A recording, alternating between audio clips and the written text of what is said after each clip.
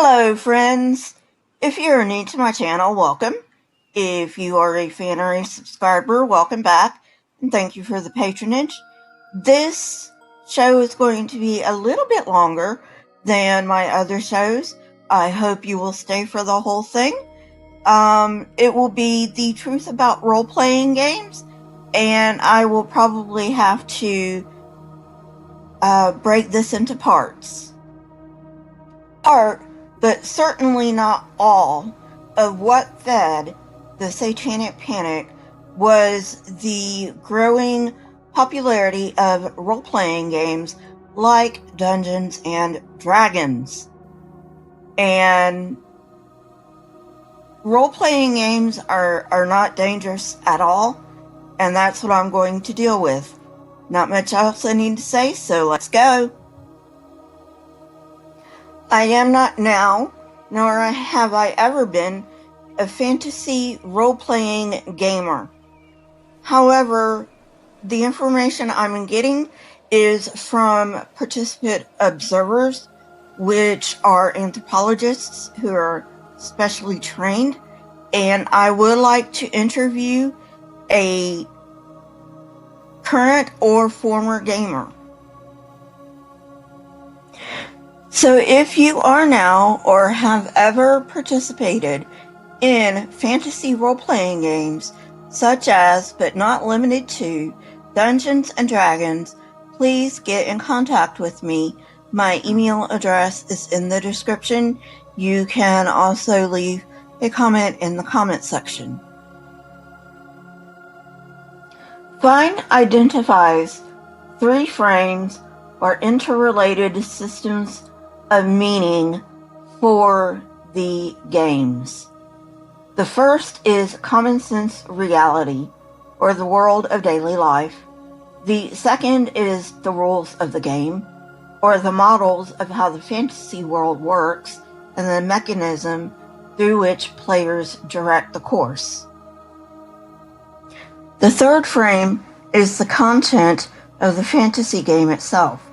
This world is inhabited by the characters that the players play and not the players themselves.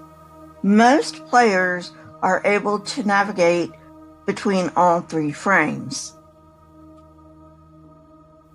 These fantasy role-playing games were the focus of major controversy in the 1980s. Religious leaders argued that these games were occult religions masquerading as games. Gamers, on the other hand, claimed it was the religious leaders who couldn't distinguish fantasy from reality. Like a child mastering skills through playing heroes, people who play Dungeons and Dragons or games like that also master skills that they may not otherwise master without the fantasy role-playing games. During the Satanic Panic, the most enduring rhetoric from the religious against role-playing games was that players would graduate from imagining magic to actually practicing witchcraft and Satanism. To this objection, the scientific answer is that the majority of role-playing gamers do not go on to become part of magic-practicing religions. For those that do, we must remember that correlation does not equal causation. For these few, an interest in magic most likely preceded both. Religious people were also incorrect in claiming that players think that since their characters possess magical powers, so do they. Role-playing games also allow people to question assumptions, including scientific and religious ones.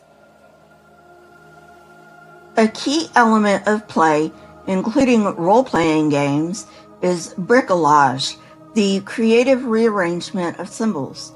The ability to repurpose signs through play is crucial to the ability of abstract thought. Some researchers suggest that ritual, religion, and other cultural institutions are all products of play, whereas paracosms are accepted as imaginary, cultural institutions and religions are not. Play is corrupted when a player ceases to separate their play from the profane world. Instead of playing for the sake of play, this becomes entangled in the logic of means and ends. This isn't the same as play becoming serious, though. Corrupted play is more about intensity. Corrupted play is more about duration. The frame of the game is lost with the player, and what was once voluntary now becomes compulsory for the player.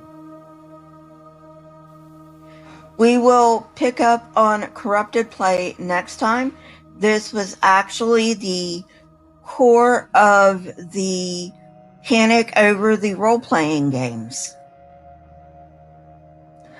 My Twitter, Discord, email, and PayPal links are in the description, along with the source that I used for this particular episode. Please leave comments in the comment section. I love hearing from you.